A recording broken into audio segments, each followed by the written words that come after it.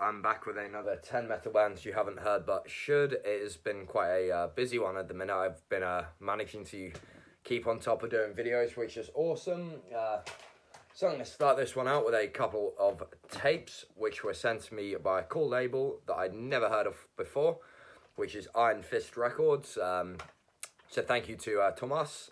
They're a Swedish-based label, and if you want to check out the next 4 releases, head over to Iron Fist. Again, really cool label, especially if you like thrash and Black-Thrash and speed metal stuff. So, first up, we have Massive Destruction. This case is only cracked. It's a case I used. I get sent these stuff outside of cases to reduce costs. So yeah, don't worry. If you buy from the label, it will be in a new case, not an old case. But yeah, Massive Destruction.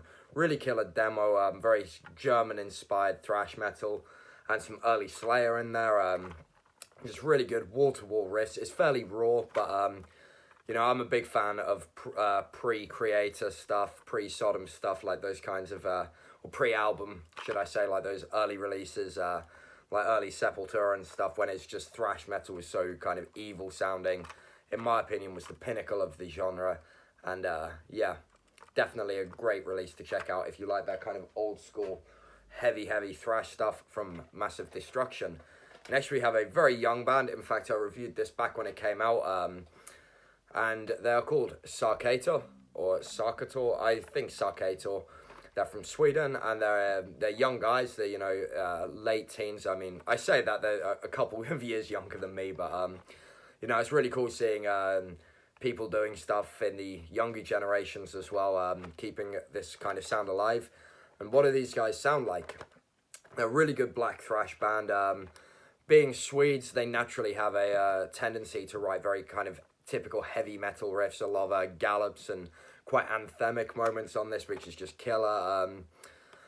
You know, it's a good album. It's quite long. It's about 50 minutes, which is quite long for the style. But yeah, the musicianship is near flawless. The songwriting's really cool, and definitely a band to keep an ear to the ground about. Yeah, well done, Sarcator. This is a really killer debut album and definitely worth a listen. Next, we have a black metal band called Dumal. Those of you who are into bands like Magua and Svarted Althie's more melodic stuff and Sinmara and those kinds of things. Not these sort of quite so super dissonant like Icelandic black metal, but the kind of more rocky stuff. There's some dissection in here. Some almost Finnish sounding stuff. This is a really good album. Nice varied mix of songs. It's 7 tracks. They're fairly long tracks. About, I think, 6 minutes was probably average. But yeah, really cool stuff from Dumal. Never heard of this band. It's got the very nice artwork. It looks like a cool album, if you know what I mean. Yeah, if you like the sort of more typically, I guess, enjoyed black metal in those style, definitely check out Dumal. Definitely, like, really worth a listen. And now a band. This was the one that I'd never heard this band, and instantly the band's name grabbed me, which is Devil's Force. As a Niflheim fan, I was like, okay, this should be cool. And once again, these are all Iron Fist productions, so make sure, if these sound interesting to you, to go and support that label. But yeah, Devil's Force, again, black thrash. I mean, they have a song called Black Heavy Metal, which should give you a good idea. It's a one-man project with live members, because here we just have one guy.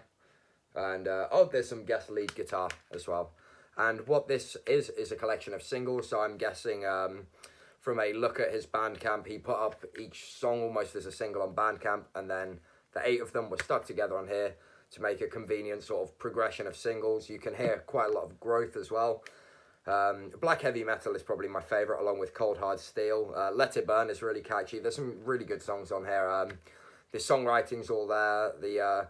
The production has a really clean sound, which in some parts sort of catch you off guard, but this guy's clearly a very talented musician, and I'm hoping to hear like a full album or like maybe an EP even, just because when you take each song and there's a bit of space in between, almost, it's, you know, you can hear him getting better, which is great, and something like an EP I think would feel a bit more fluid. But yeah, really killer stuff. Devil's Force, this is my favourite thing of the bunch. But yeah, definitely, I hope this guy cranks out like a proper EP or album. He's got some serious songwriting chops, really good musician, and if he mixed this stuff himself, he's a good producer too. So definitely check that one out. This is a very creaky bench, so apologies if you hear some strange sounds. Anyway, next we have Blazon Rite.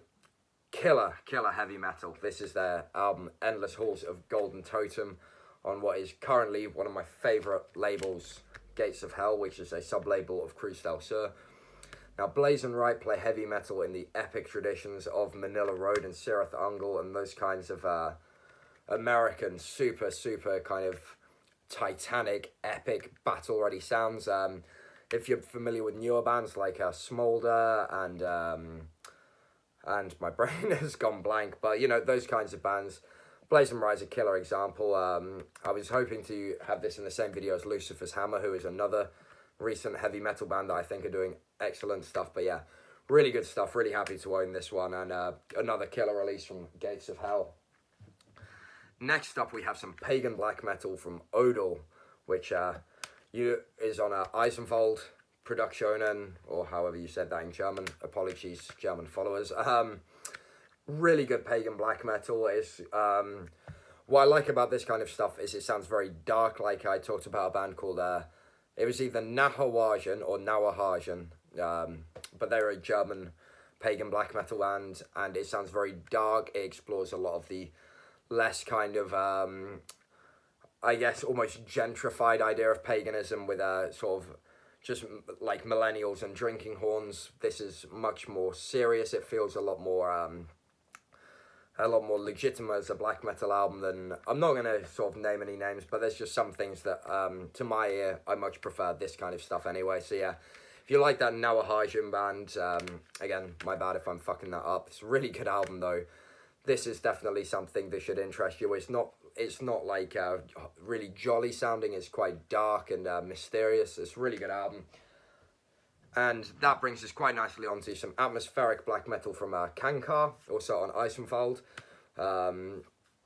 It's interesting that there's a runic section in here, because it looks very sort of Norse/Germanic, but I'm not entirely sure on the lyrical themes or content, because I don't speak German and I don't believe in like Google Translate, because it's horrendous. But yeah, really good album. It's, again, much like how that's pagan black metal and still quite dark. This is atmospheric, but it's not just sort of washy, kind of just reverbed out, boring riffs. This thing has some great musicianship and composition. Really cool stuff, and a fine example of Germans doing their own black metal sound. Now, we have a release from Lava Dome Productions, which is, I think, a new label to me, but this is Rite or Reexhumation. I'm not quite sure if that's even a word, but Reexhumation, let's go with that. This is really cool. I didn't really know what to expect. The artwork could be quite old school. It could be, on the other end, quite brutal death metal.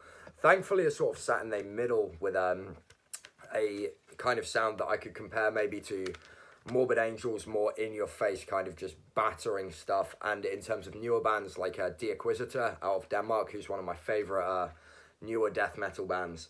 This is really cool stuff, and really good musicianship on here. Really tight sound. It's well produced without sounding clicky. It's just really good, in-your-face, all-out death metal. Gorguts, I would hazard a guess, were an inspiration on this thing too. So there's some very like intricate riffing, which brings us nicely onto the next thing. I'm getting a lot better at segues, I think, which is Timeghoul.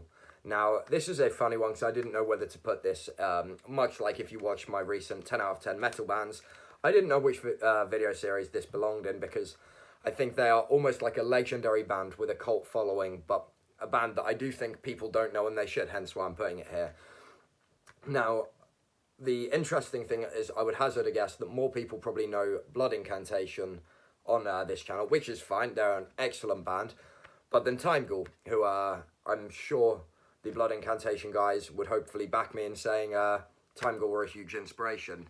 Now, this band only released 2 demos, which we get on disc 1, and then disc 2 has been carefully compiled, and I'm not going to do that because I'm going to break it, but it includes a rehearsal, a live show, and their first ever 4-track recording.